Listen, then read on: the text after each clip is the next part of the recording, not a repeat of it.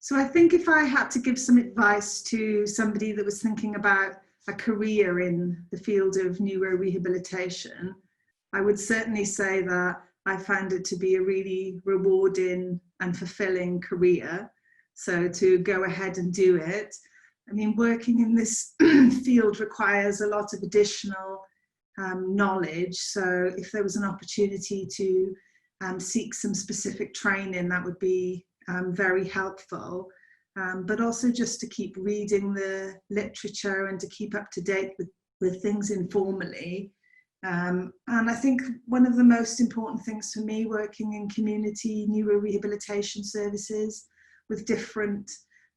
colleagues in the multidisciplinary team is to really just keep trying to check in with your team to make sure that you're on the same page. And the other advice I'd give to people is sometimes as human beings we find it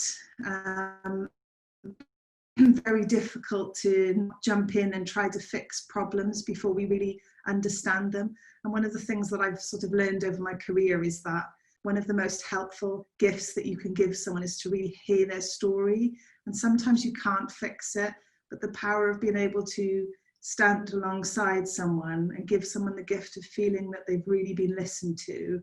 can't be overstated. In terms of how I think nurses could play a greater role in supporting the recovery of people experiencing brain injury, I think there really needs to be an emphasis on within the profession about the additional specialist skills that a neuro nurse would have,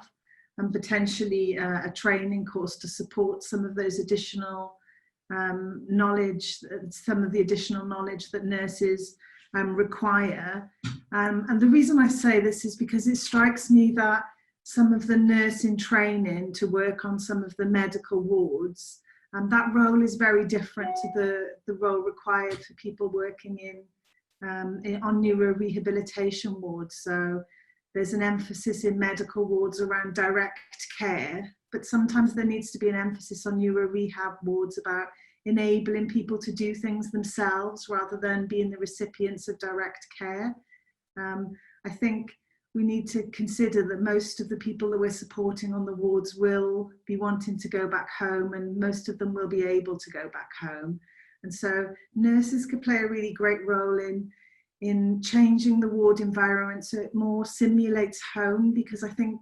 some wards can run very much like traditional wards, and then the patient doesn't have the responsibilities that they're going to have at home. So there's a real role in kind of helping think about how we can change the structure of the wards to enable people with brain injuries to do more, to be cooking their own meals more regularly,